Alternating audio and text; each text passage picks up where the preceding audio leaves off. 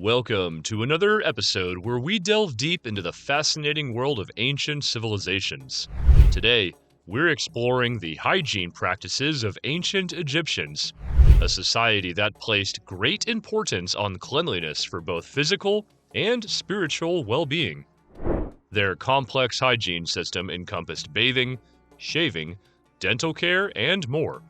So, let's embark on an intriguing journey into the world of ancient Egyptian hygiene and see how their rituals and habits were centuries ahead of their time. Ancient Egyptians were known for taking exceptional care of their hair. Personal hygiene was of utmost importance, and this is evidenced by the Egyptians' meticulous grooming habits.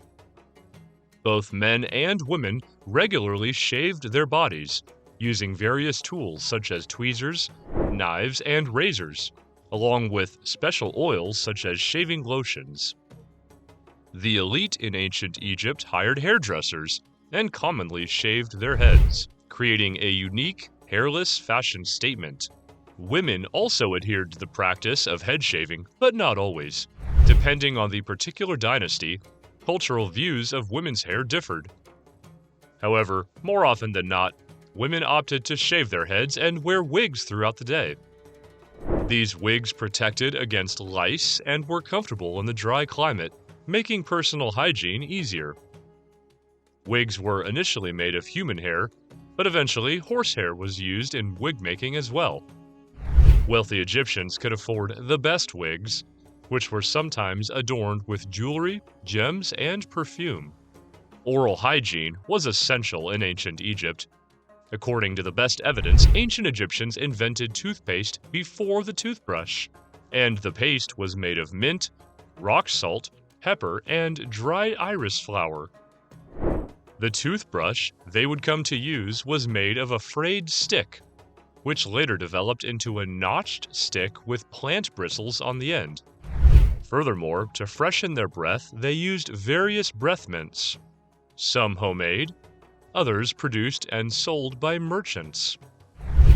Made from a mixture of frankincense, cinnamon, melon, pine seeds, and cashews, and commonly mixed with honey, the small candies likely would have made a great after-dinner mint.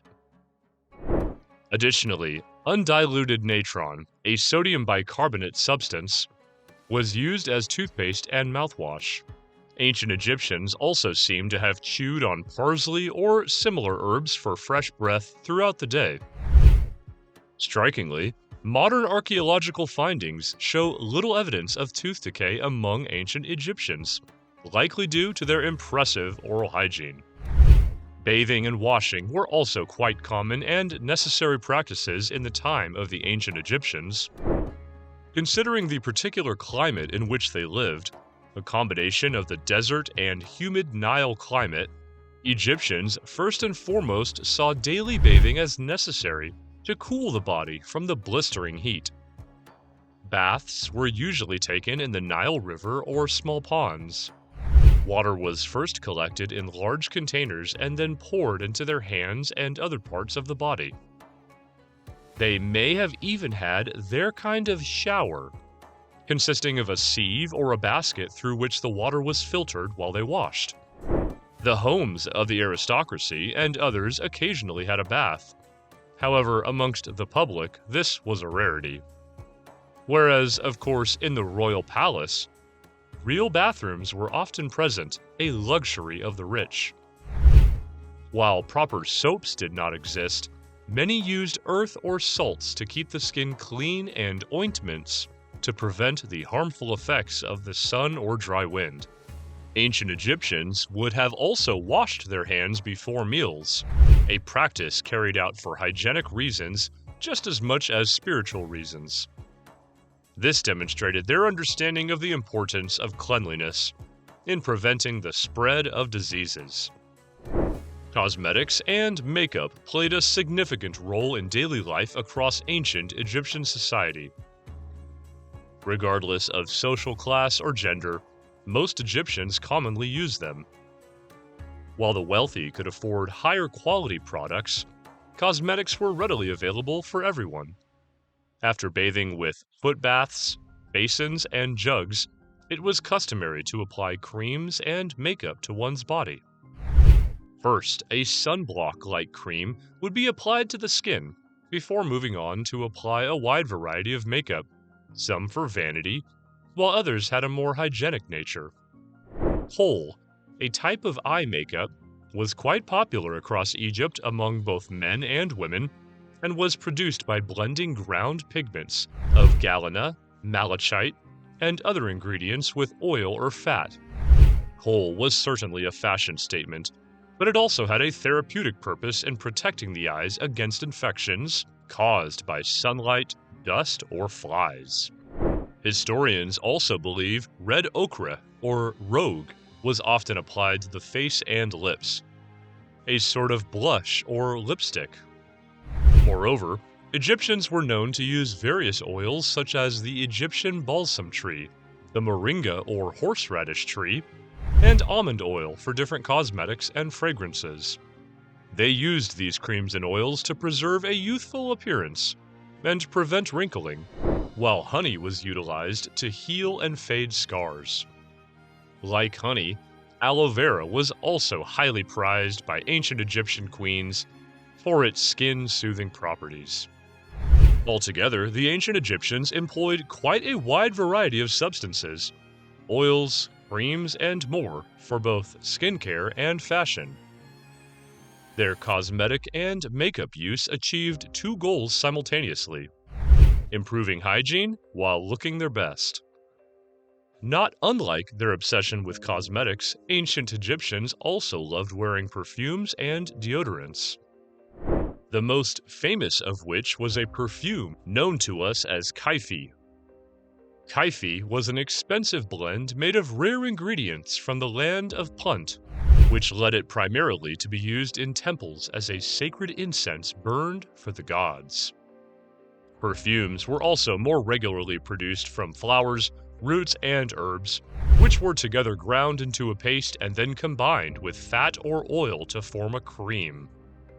Cones of incense were another common product and featured highly in Egyptian imagery. And while some images show that these cones would have been worn on their head, letting the fats and oils melt throughout the day, further coating the skin, it's doubtful that Egyptians wore them on their heads, their hieroglyphic depictions notwithstanding. Deodorants were made in similar processes as perfumes, but recipes were usually for less fragrant products.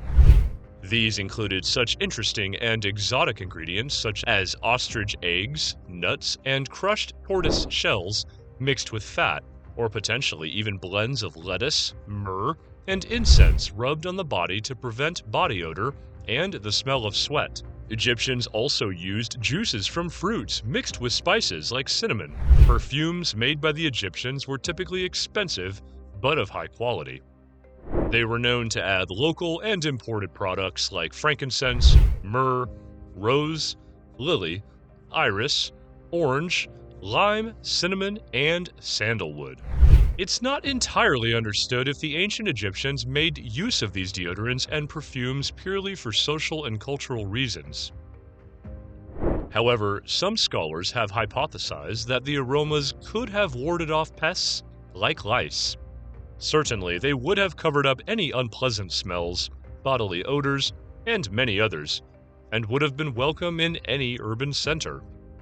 Hygiene well beyond its time, ancient Egyptian civilization is notable to us today for many reasons. The enormous pyramids they constructed, the intricate hieroglyphics they left behind to be deciphered, and the complex religious system they developed. However, their hygiene practices are a testament to their advanced understanding of health and cleanliness, which was centuries ahead of many other societies.